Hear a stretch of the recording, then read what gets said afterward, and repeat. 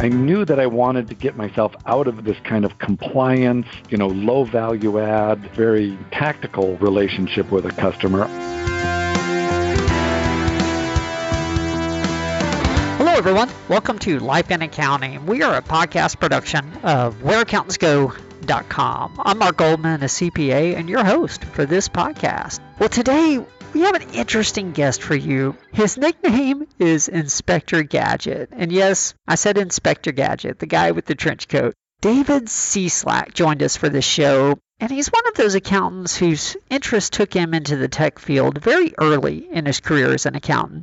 He was always interested in science and engineering, and that tech interest, so to speak, followed him into his accounting career. He much more enjoyed figuring out how to do things better for clients through the use of better systems, rather than some of the more, traditional compliance work that others enjoy. This is going to be a valuable episode for you on two fronts, actually. One, obviously, if you have an interest in technology, you'll find value in this. But secondly, if you've ever considered self-employment or being in a partnership before, David shares quite a bit of general business wisdom that actually I hadn't counted on when I scheduled this. It was just a really pleasant bonus to the interview.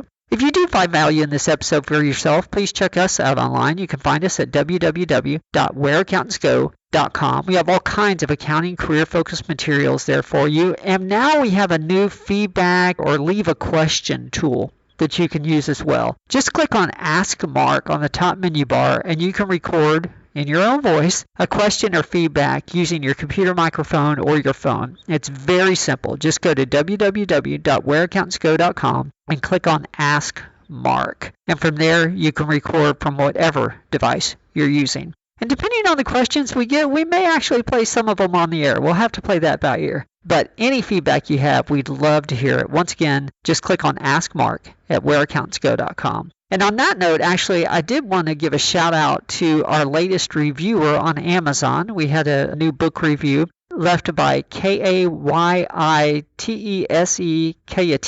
I think. I'm sure I'm mispronouncing that some way, but thank you very much. I always appreciate reviews on the podcast and the books. Thank you so, so much. Well, with that, let's go ahead and get started. I think you're really going to enjoy this one. Here's David Cieslak, a.k.a. Inspector Gadget. Hey, David. Welcome to the show. Hey, glad to be here. Thanks so much. Wonderful. Well, to bring the audience up to speed, I have David Cieslak from RKL eSolutions on the phone, or a.k.a. Inspector Gadget. I noticed David from Accounting Today's list of the top 100 most influential people in accounting. But it was Inspector Gadget nickname that sort of caught my eye. Honestly, though, I just thought it was a side comment, something creative by the author of that list, nothing really serious. But when I did a little further investigation into it, it turns out that it's a nickname that he has very deservedly earned, and that he even has the outfit to go along with it. It's pretty cool. Now, don't shut off the podcast and go check it out now, but after this recording, you definitely need to look him up online. Very cool outfit. Well, David, I definitely want to get into the story of how that has all come to be. But first, I think it's important we cover the early days so the audience understands how your career started, in the first place, and how transformed and morphed over the years, and particularly the economics degree. That was sort of interesting to me personally. What led you to consider accounting as a possible career in the first place? Oh, yeah, goodness.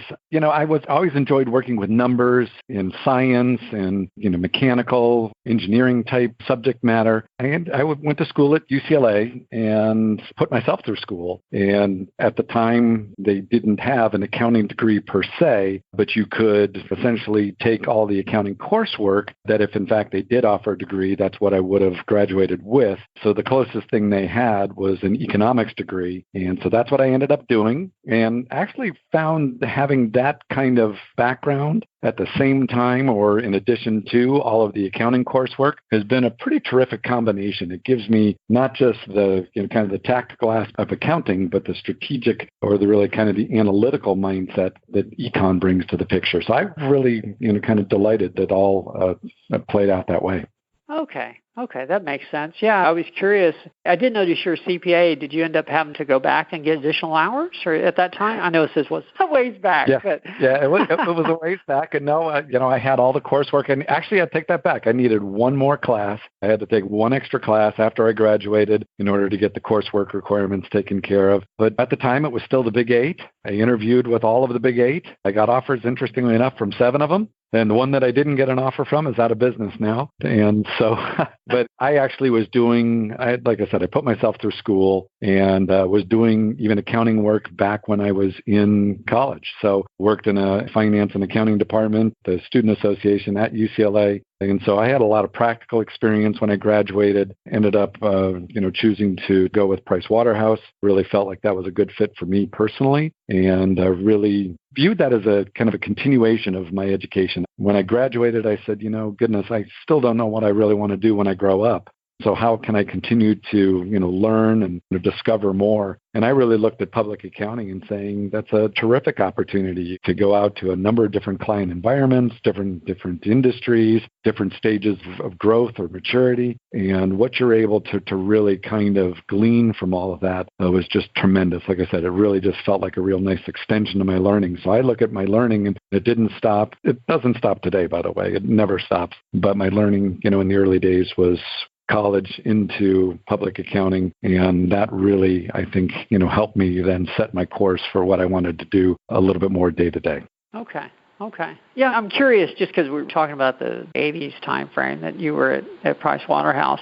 Did you start in a role that was purely audit, or? I did.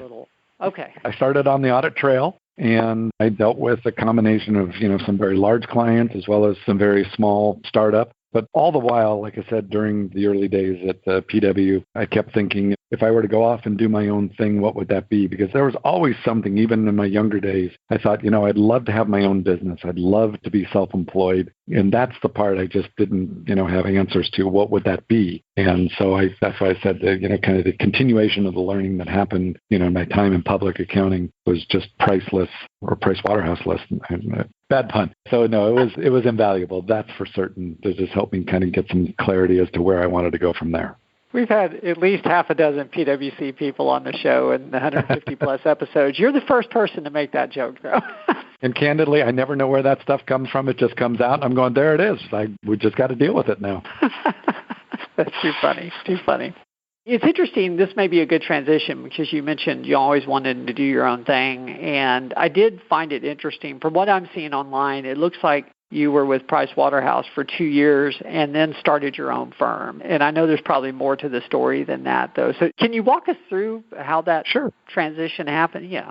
Yeah, so I actually was with Price Waterhouse for 2 years, but then went to work in private industry for 2 more. And that's really where I kind of fell in love with kind of the technology. So this will go ahead and put some dates on some of this. This is back when the IBM PC was first coming out and Lotus 123 was first coming to market. And so when you think about spreadsheets and personal computers, and I looked at that and I thought, boy, this is going to be pretty dramatic in the effect or the impact that, a PC along with any software, Lotus 123 included, could have for an organization. I think this is where there's some real value to be had. And I knew that I wanted to get myself out of this kind of compliance, low value add, very tactical, relationship with a customer. I really wanted to move toward a consultative, value add, very strategic role. And I looked at what was just starting to happen with computers and the PC and some of the initial products coming to market and said, there's a tremendous value opportunity. And that's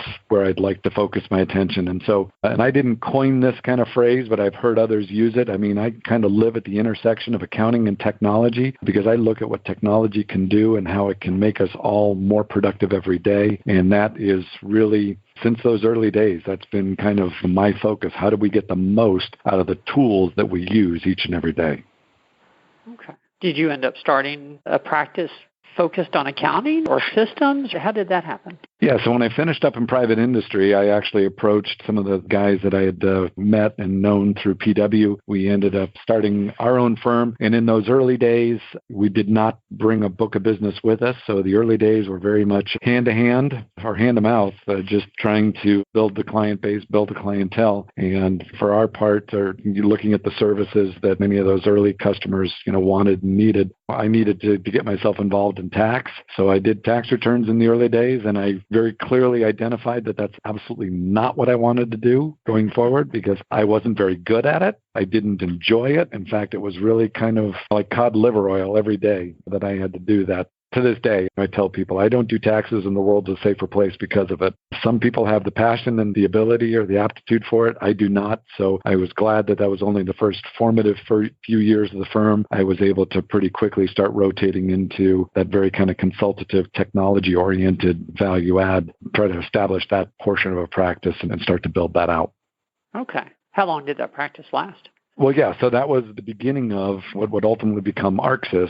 We ended up doing a merger a handful of years later. So, yeah, I've been self-employed for almost 30 years. And so it's been a good long while. And I would tell you that we started our initial firm, initial partnership back in 1989. So it was quite a bit back there. So, yeah, 30 years. And like I said, really started from a standing stop and, said, let's build from scratch. And that's exactly what we did.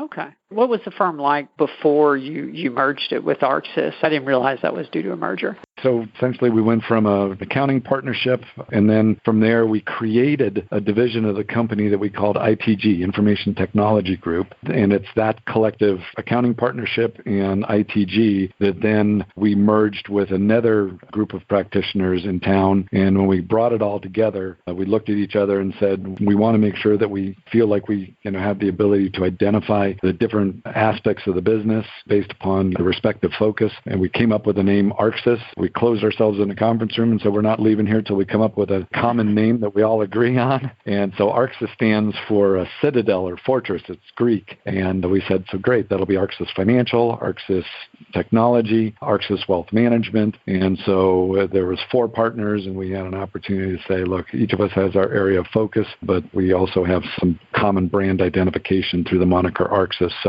we've done some acquisitions over the years, but all of it just continuing to build upon the foundation that we started with way back when we were just the small accounting partnership that I kind of described earlier.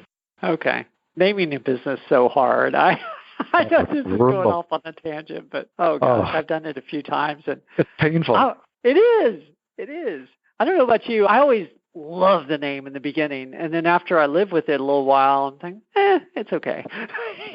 Yeah, it's one of those where you just go, okay, it is what it is. And as I mentioned, we kind of locked ourselves in a conference room, so no one's leaving until we have a name. And then you get done with it and go, wow, is that our best work? I'm not sure. It is what it is. That's the name we're moving forward with. But it's always one of those going, I hope that was a good idea. That's exactly how I feel. Exactly. Well, I wouldn't be doing my job if we didn't talk about Arxis, because it looks like maybe half your life. It is. Exactly right. Yep. Correct. So take us through some of the milestones with those 20-something years at Arxis. I mean, what are you proud of that came out of that time, and what were, I guess, some of the wins, some of the harder lessons learned? And tell us about that time. Yeah. Every time I talk about being self-employed, and whether it's in, to student groups or to whomever, one of the things I always share is I said, you know what, because this is something I think too often when you're kind of all excited to get started, and create your own thing, I remind people, I said, there could be times, there may very well be times that it's the hardest you've ever worked for minimum wage in your life. So just make sure you have an appetite for that as well. So whatever it is, you have to be passionate about doing it. It has to be something that you're going to enjoy no matter what, that it's not just a money play or not just something you're doing for that reason alone. And so I was very vested and very anxious to be self-employed, to be able to kind of wake up each day, put my feet on the floor and say, this is what I want to do today. And at the same time, understanding that it wasn't always going to be easy, or it wasn't just going to rain down dollars from heaven, as it were. But I would tell you, in the early days, because we built from scratch or started from a standing stop, was pretty limited dollars early on. And so we had some touch and go moments in the early years, that's for sure. But, ultimately got ourselves to a place where we were, kind of reached some critical mass and, were able to get the business going. And so I would tell you the technology business, though, especially back in the early days, the publishers were creating product and, trying to figure things out and coming to market with new software for the personal computing platform. And at the same time, we were trying to figure out where's our opportunity to add value in that whole process. And so as we, kind of went through that whole journey, with the vendors, one of the things we quickly learned is that the work we were doing was largely non-recurring. So it was one of those where you'd go in, you help them get the systems all set up and get the reports written and get them tucked in and comfortable and good to go. And the year-over-year recurring aspect of any consulting services or value add, while it didn't go off a cliff, it really was just a fraction in future years of what it was when you initially did the product sale and, the implementation. So kind of the best orientation that someone had shared with me, and I kind of have carried this for all these years with me as well, is when you're a consultant, it's best to think of yourself as constantly or perpetually unemployed. And that way you're always looking for that next venture, that next project to work on. I've talked to enough folks over the years, they pour themselves into the project that they're working on, and then that wraps up, and then they're going, I don't have anything else to work on. And so it was a balance that we had to learn to strike between feeding the engine or, nurturing opportunities and hopefully identifying where the next projects were going to come from, and at the same time having the competency to do the work that you committed to doing.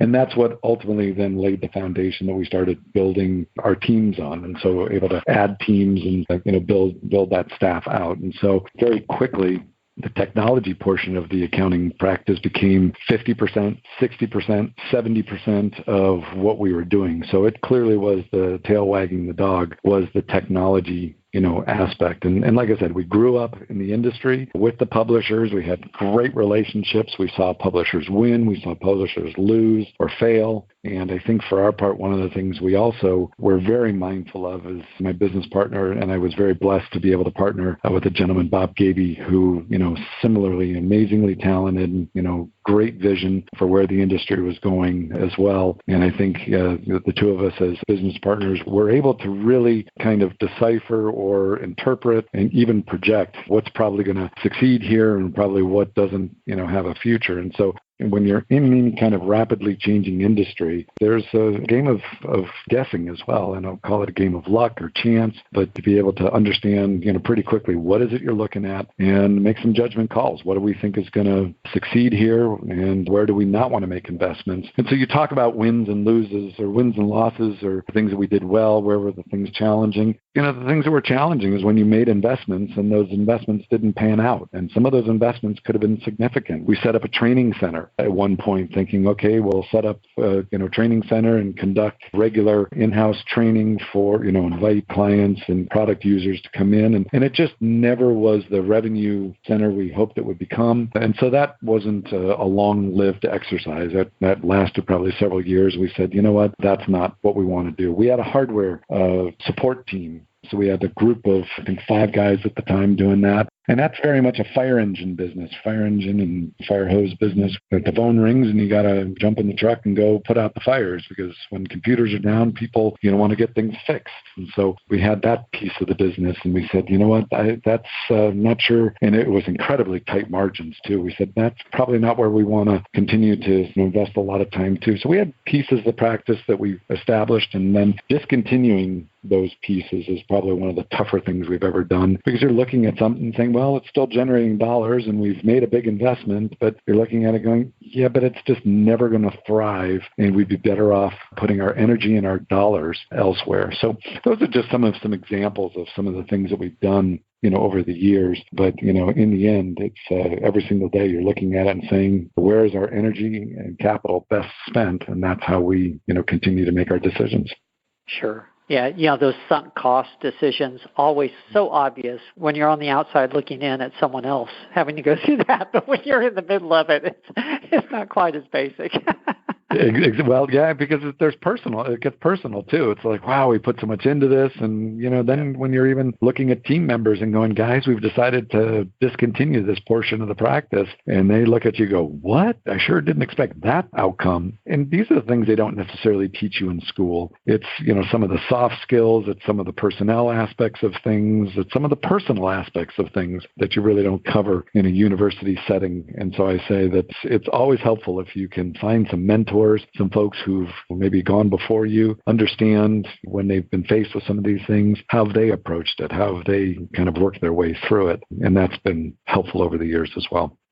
So what led to the transition from ARCSYS to RKL Solutions? Did you exit ARCSYS, or was there some kind of merger there, or how did that work? I mentioned my business partner, Bob Gaby, previously. So Bob and I were at a place where we said, you know what, going forward, we would love to be able to take all that we've done and built with ARCSYS and pass it along to the next generation. But as we worked within our own management team, our group, I think what we learned is they said, we love working for you guys. We think you guys have amazing vision. I mean, you guys truly have some extraordinary insight, but just I don't aspire to become a partner. I don't aspire to take over an ownership role. Happy to be in a leadership role, but don't want to be in an ownership role. It's just not what motivates me. What motivates me is to work for you guys and continue to do my all and my best for you. So Bob and I continued to have some of these conversations internally and said, well, wait, we want to make certain that the business survives us. So it continues even after we're done. We're looking to retire. And we also want to make sure that all the team members that we've kind of hired and have been just such an amazing group of folks to work with over all these years, that they have a home too, that we don't just come to some point in the future and walk in the office and go, guys, this is it. This is the day we turn the lights out because we're done. So we said, is there an opportunity to monetize our exit, to make sure that it's a stable transition, give a home to our team members as they, continue on in their careers. That all survives and continues on even after Bob and I decided it's time for us to step out or step back and step out. We were under no rush to do it. So there wasn't a fire underneath us. There was no ticking clock. So we really had an opportunity to be very thoughtful about what we thought that might look like. And so we thought about other CPA firms. We thought about other firms, technology firms that were just pure play technology firms. Would our team kind of hopefully drop in and, ultimately, be able to continue doing what they're doing? Where would it give us some kind of clarity in terms of our own career paths from that point forward through to retirement? So I think all of it was part of that exercise, and it took us several years. It wasn't something we did quickly. We did a lot of Match.com, a lot of swipe right, swipe left type of thing, and saying, look, we think this is a possible match. Would you like to go on a date? So we did a lot of talking, a lot of exploring, a lot of thinking and pondering. Even found a fair number of firms that said, we'd love to have half of you or a third of you, or we'd like these resources, but, everything else of no interest to us. And we said, that doesn't work, because that's just you coming in and doing a talent grab or an asset grab. It doesn't make sense to us. That's not what our motivation is here. We really are looking for some continuity, some consistency, something that's going to be a real win-win-win for whoever we merge with, for Bob and I as the original founders and owners, and for our team. And that was as important, if not the most important thing in all of it. So that was part of just the grand strategy. But there was no ticking clock on that one. So that helped tremendously. Okay. I see your title there at RKL, Chief Cloud Officer. What's involved with being the Chief Cloud Officer, I guess? Tell us what your role is like now. Sure. So the industry, as I said early on, was constantly changing and continues to be constantly moving, constantly growing, changing, organism, as it were. And so in the last 5 to 7 years, there's been finally some maturity that started to come to fruition in and around cloud or SaaS multi-tenant solutions. And so in the early days of our careers, it was all on-premise applications and servers, lots of local infrastructure to support the computing that any organization needed to do. Now, so much of the technology has been outsourced or essentially pushed back to the publishers. And so now I come to market with basically an app or with a product that you can run from a web browser. And you don't need to have a heavy internal IT footprint. And in the early days, it was, Earthlink or Gmail or Yahoo or just simple horizontal applications like email or CRM. But, over the last few years, there's been some real maturity now that's happened. And so now even some of the more unique computing products. And so ERP solutions and, payroll, HR, and even across for the accounting firms listening or accountants that are more pure play accounting firms or accountants, the practice management tools, the tax prep products, the wealth management solutions, most all of those today. If I'm any software publisher today, I'm not creating or even continuing to do development work around my on-premise applications. Everybody today is working on their cloud-based alternatives. And so my job within RKL is to really kind of help from a strategic as well as from a tactical perspective, identify those customers in those environments that are ready to move, just hopefully gain tremendous value from making that transition from on-prem orientation to cloud-based alternatives. And so it's almost like starting over again, but with the wisdom of all the years behind us. So that's been the really fantastic part about it. It's kind of like another full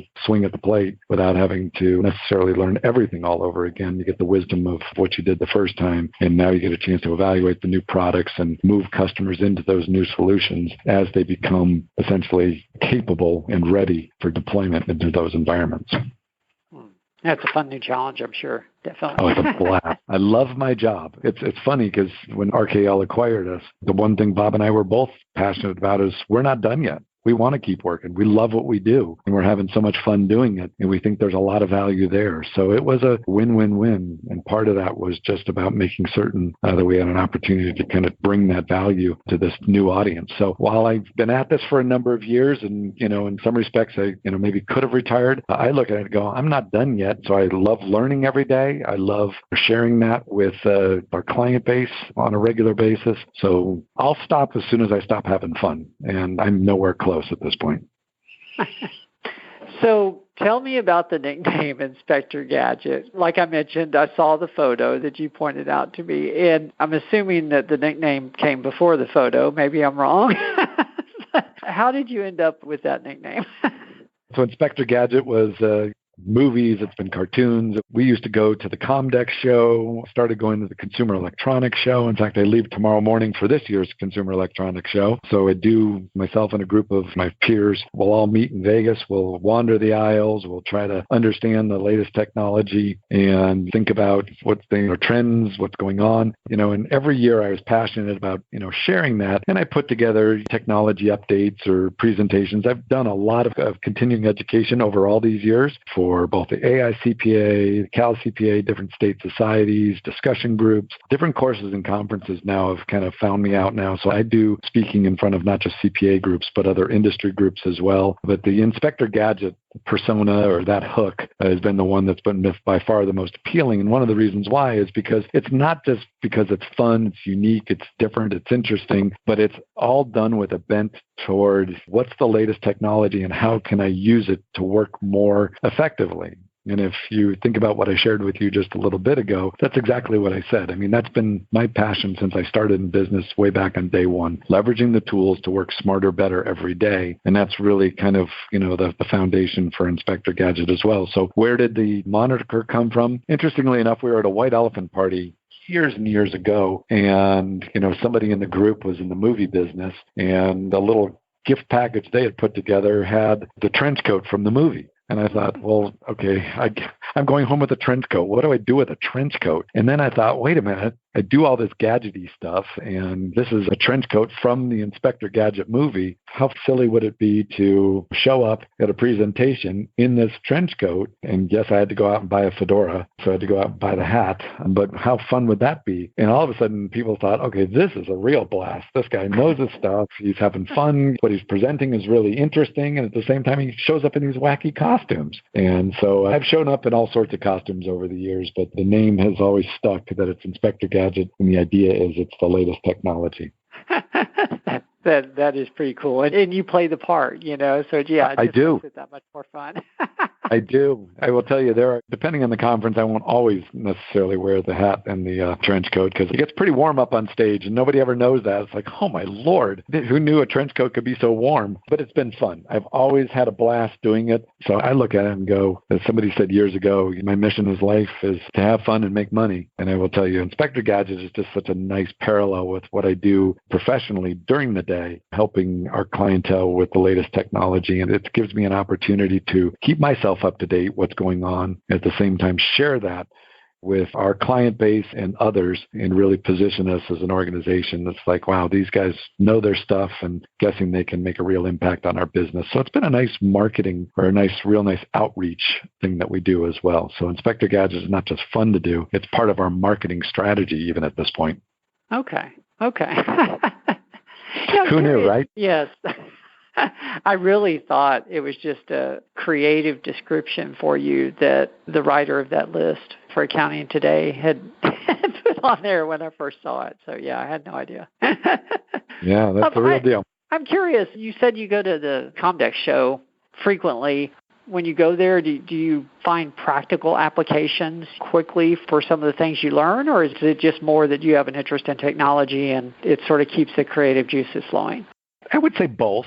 So it's the Consumer Electronics Show. It's been rebranded CES. So just CES now, huge show, over 100,000 attendees every year. And as we attend that show every year, you find the weird, the wacky, the wild, and stuff that has absolutely nothing to do with your day job. And yet at the same time, you're kind of touching on everything from, IT security and artificial intelligence, and 5G is all the rage right now. So continuing to see how that's showing up in product. We do have a number of direct vendor meetings while we're there. So Lenovo, HP, and others. And so you have an opportunity to meet directly with some of the manufacturers, look at their product line. Think about what voice assistants are doing, not just for home, but think about the opportunity they're going to represent in the workplace in the years going forward. So you're seeing just such an intertwining of what maybe starts off as consumer technology, but winds up with very practical business applications. And so, yes, it does get the juices flowing, and you definitely are, thoughtfully considering what is the business application of this. But it's pretty amazing how much of that really is impactful for all of us. And so people are starting home offices. People are saying we're going to support a mobile workforce. Well, there's a lot of mobility or mobile-based solutions on display. And what does that workspace look like for that remote workforce? And so again, as much as you may think it's mostly big screen TVs and smart toasters, the reality is that the technology, all the publishers, all the manufacturers are looking for opportunities to take that technology and come up with a smarter outcome. And it impacts us not just in the workplace, but it impacts us throughout the day. But it gives us more quality time. It makes for happier employees. It makes for, a better commute for those people who do commute. It makes for a better work experience for those who are maybe working in remote environments. So like I said, the opportunity to take this, what you're exposed to, and say, how does that play back against kind of a 9 to 5 or, job 5 days a week? There's more overlap than you might otherwise initially suspect. Okay. I didn't think about the vendor perspective also, or, those meetings, that kind of thing. But that makes a lot of sense. A lot of good points. Mm-hmm. I end every podcast with the same 3 questions, and we probably should get to those. One last question before we do, though. Sure. A large part of our audience is made up what I call up-and-coming professionals. In other words, they've started their career. They're definitely still at the point where they're trying to grow that. They're figuring out their direction. They have some options. Some are still in school, and thinking about what they may want their future to be like. What advice would you have for someone at that point in their career journey early on, based on what you know now?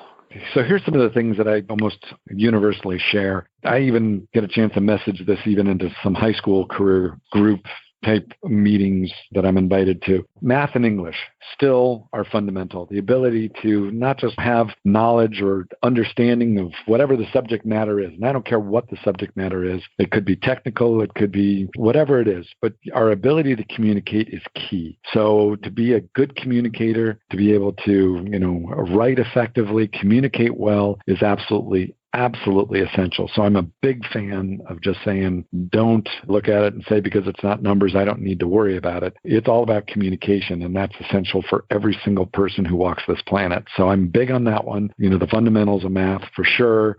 So when you think about STEM, absolutely. But from there, where do you go from there? I think too often what I sometimes observe is people trying to bite off something that's either too large or they lack a lot of focus. And so I always tell folks, have a broad understanding and be in a mindset of lifelong learning, by the way. You'll never, ever stop learning, especially in today's world that we all live in. So it's a constant learning, constant growing kind of mindset. So make sure that your understanding, your knowledge base is broad, but your focus is narrow. And so when you think about what it is you want to do, think about what your value prop is, your value proposition. Where do you bring value to your employer, to any company that you might start? Think about where you're going to put, and have a very highly, precise, target that you're trying to work on, and make certain that you do some things to validate that's not just your own thought, that there's things you can do to kind of validate that that's going to be a meaningful value proposition that you can share with others. So broad knowledge, narrow focus, and great ability to communicate, I think, are all,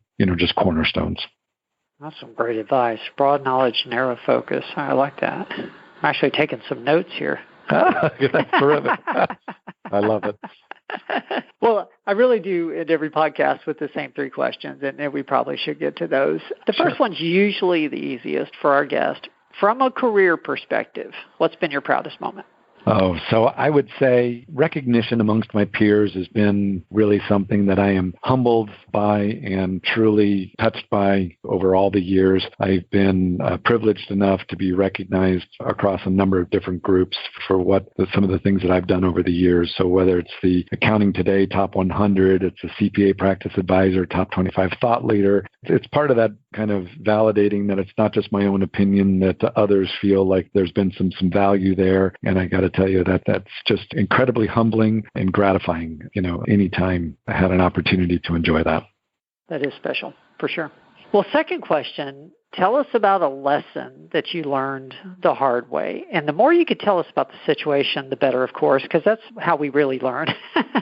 The fundamental lesson is to don't avoid the difficult things. And those difficult things are going to take different forms throughout your career, whether it's calling clients and asking for payment, whether it's talking to employees about something that's difficult, making those hard decisions. I think all of us are excited to do the fun stuff, but, really so much of the growth, so much of the forward movement happens when we're also making certain that we're dealing with the difficult stuff as well. And so, like I said, whether it's personnel, whether it's client-based, and so, like I said, whether you got to call a client to ask for money, whether you have to let an employee go because it's not a good fit. They're not what the organization needs, and ultimately it's not a good fit for them either because they've got other talents that are going to essentially be better valued elsewhere. And so, but too often I think people wait too long to do the difficult things. And that's a daily thing, by the way, too. That's not just every once in a while you got to deal with it. One of my colleagues has said, every morning I start my day at my desk, the first thing I do is kiss a frog. And I'm going, excuse me? And it's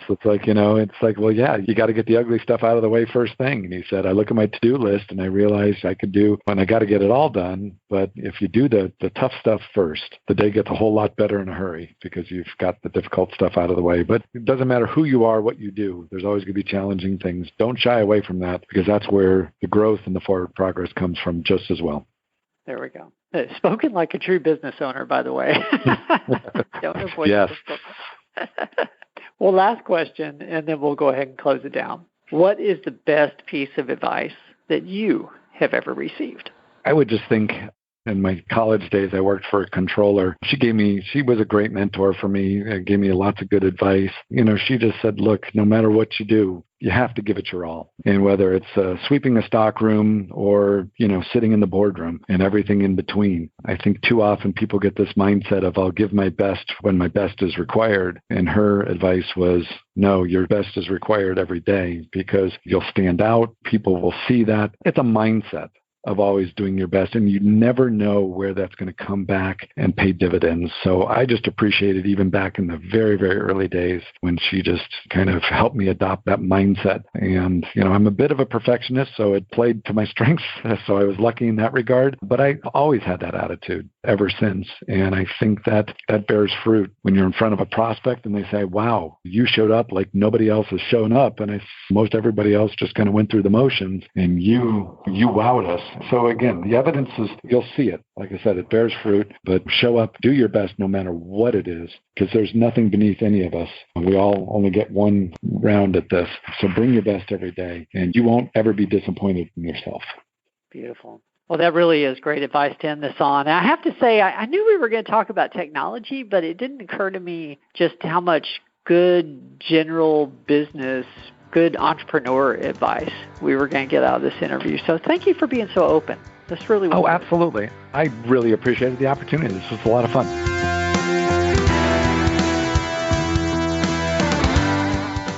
Well, that was our interview with David Cieslak, and I don't know about you, but I really enjoyed it. Interestingly enough, just a couple days after we recorded this, I was looking online at some information on the Consumer Electronics Show, and frankly, I was a little jealous. I'm sure he had a lot of fun there at the show. They're unveiling a lot of interesting stuff this year. Some of the takeaways from this interview that I personally had are, number one, just how he has allowed his deep-hearted early interest of science and technology and engineering to continue to influence his direction in life, and how, frankly, he has a much happier career and overall life, I'm sure, because of that. And then secondly, I really appreciated just the general business advice that he sort of peppered throughout the interview. There's a lot of value in that for everybody, and particularly for those business owners or people that are thinking about owning their own business at some point later in their career. He really did share a lot of insights with us, and I very much appreciate it. If you did find value in this episode for yourself, please check us out online. Once again, you can find us at whereaccountantsgo.com, and please do leave us feedback. Just click on that top menu item, Ask Mark, and you can leave us feedback in your own voice. I would love to hear your thoughts on this episode, any other episode, or just any general questions you have. Once again, it's at www.whereaccountantsgo.com. Well, thank you again for joining us. I'm Mark Goldman, your host for Life in Accounting, the Where Accountants Go podcast, and we will see everyone next week. There's more to come.